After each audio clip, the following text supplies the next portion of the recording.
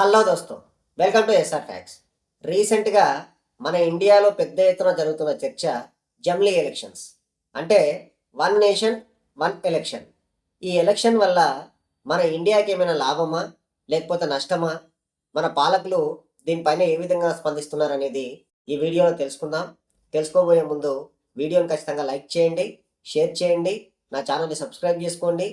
ఇకపోతే మన ఇండియాలో ప్రతి 5 ఇయర్స్కి ఒకేసారి ఎలక్షన్ జరిగిందనుకోండి, దీనివల్ల ఎలక్షన్ ఖర్చు అనేది తగ్గిపోతుంది. మెయిన్గా మన పాలకులు అభివృద్ధి పైన దృష్టి పెడతారు. ఎంతసేపు ఎలక్షన్ క్యాంపెయినింగ్ మీదే కాకుండా ప్రజల గురించి కూడా కొంచెం ఆలోచిస్తారు. అంటే ఇప్పుడు కాశ్మీర్లో ఎలక్షన్ ఉందనుకోండి, కాశ్మీర్కి వెళ్తారు క్యాంపెయినింగ్కి. ఇక్కడ అభివృద్ధి అంతా వదిలేస్తారనమాట.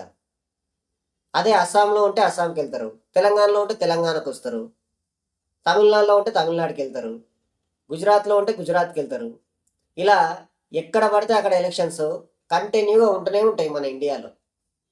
ప్రతిరోజు ఎలక్షనే, ప్రతిరోజు రాజకీయం. దీనివల్ల ఏమవుతుందంటే యువకులు కూడా ఎక్కువ రాజకీయ నాయకుల చుట్టూ తిరిగి వాళ్ళ బ్రతుకులు కూడా నాశనం చేసుకుంటున్నారు. ఇట్లా 5 ఇయర్స్కి ఒకసారి ఎలక్షన్స్ వచ్చినాయి అనుకోండి, హ్యాపీగా ఎలక్షన్లో ఎన్నుకోబడిన నాయకులు కూడా అభివృద్ధి మీద దృష్టి పెట్టి రాజకీయాలను వదిలేసి 5 ఇయర్స్ వరకు ఇండియాని ఎలా డెవలప్ చేయాలనేది మాత్రమే ఆలోచిస్తారు. లేకపోతే పొద్దున్న లేస్తే రాజకీయాల గురించి ఆలోచించి వాళ్ళు పాడవడమే కాకుండా మన దేశాన్ని కూడా నాశనం చేస్తారు. ఇప్పుడు ఎగ్జాంపుల్కి అమెరికా ఉందనుకోండి, అమెరికాలో ఎవ్రీ 4 ఇయర్స్కు 5 ఇయర్స్కు ఎలక్షన్స్ జరుగుతాయి. అంతే, ఇక మళ్ళీ మధ్యలో ఎలక్షన్ అనే మాటనే ఉండదు. ఏవో చిన్న చిన్న ఎలక్షన్స్ రన్ అవుతూ ఉంటాయి, కానీ మెయిన్ ఎలక్షన్స్ మాత్రం మొత్తం ఒకేసారి అయిపోతాయి. దీనివల్ల ఆ కంట్రీలో ఉన్న పాలకులు మొత్తం ఎప్పుడు చూసినా అభివృద్ధి గురించే మాట్లాడతారు. వాళ్ళు ఇప్పుడు స్పేస్ టెక్నాలజీ కానీ, ఈ ఒక్క టెక్నాలజీ అనే కాదు, ఏ టెక్నాలజీ అయినా ఫస్ట్ అమెరికానే గుర్తొస్తుంది అందరికీ. మరి మనం కూడా మారాలంటే ఖచ్చితంగా ఇలాంటి ఎలక్షన్స్ అవసరం మన దేశానికి. కొంతమంది దీన్ని వ్యతిరేకిస్తుండొచ్చు, వ్యతిరేకించే వాళ్ళు దేన్నైనా వ్యతిరేకిస్తుంటారు. కాకపోతే మన ఇండియా బాగుపడాలంటే ఖచ్చితంగా జమిలీ ఎలక్షన్స్ అనేవి రావాలి. ఇప్పుడు 2029లో మొత్తం ఎలక్షన్స్ కండక్ట్ చేశారనుకోండి. ఫర్ ఎగ్జాంపుల్కి 2027లో కొన్ని రాష్ట్రాల్లో ఎలక్షన్స్ వచ్చినాయి కదా, మళ్ళీ ఖచ్చితంగా ఆ ప్రభుత్వాలన్నీ రద్దు చేసి 2029లో ఎలక్షన్స్కి వెళ్ళాల్సి వస్తుంది. దీన్ని రాజ్యాంగం కూడా చాలా వరకు మొత్తం మార్చాల్సి వస్తుంది.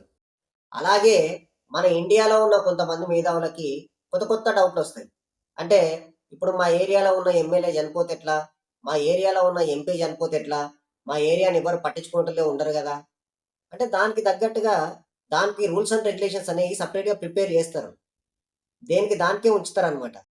ఇప్పుడు 5 ఇయర్స్కి ఒకసారి ఎలక్షన్ అంటే కొంతమందికి భయం పుడుతుంది. అయ్యో, ఈ 5 ఏళ్ళు మేము ఎట్లా బతకాలి, మేము పైరవీలు చేసే బతుకుతాం కదా అని. అంటే ఎవరి లిమిటేషన్స్లో వాళ్ళు వర్క్ చేస్తుంటారు. ఇప్పుడు స్టేట్ గవర్నమెంట్ ఉంటుంది, స్టేట్ గవర్నమెంట్లో ఒక బిల్లు పాస్ కావాలంటే గవర్నర్ అండర్లో నడుస్తుంటుంది. అదే సెంటర్లో అయితే రాష్ట్రపతి చేతుల మీద నుంచి రన్ అవుతుంటుంది. మరి వాళ్ళ అండర్లో ఆ ఏరియాస్ని పెట్టి ఒక 2 ఇయర్స్ 3 ఇయర్స్ మానిటర్ చేస్తే ఆ ఏరియాలు డెవలప్ అవుతాయి. అలాగే ఎలక్షన్ ఖర్చు తగ్గుతుంది. జనాలు కూడా కొంచెం చైతన్యవంతంగా తయారై అభివృద్ధి మీద కూడా దృష్టి పెట్టి అందరినీ క్వశ్చన్ చేయడం మొదలు పెడతారు అనమాట. ఇప్పటికే చాలా వరకు చేంజ్ అయింది మన ఇండియా. ఇంకా చాలా చేంజ్ అవ్వాలంటే చాలా సంస్కరణలు తీసుకొచ్చి మన రాజ్యాంగాన్ని చేంజ్ చేసి, రాజ్యాంగంలో ఈ జమిలీ ఎలక్షన్స్ అనేవి ఇంక్లూడ్ చేసి ఇవి అప్రూవల్ చేస్తేనే మన ఇండియాకి చాలా ఎంతో లాభం జరుగుతుంది.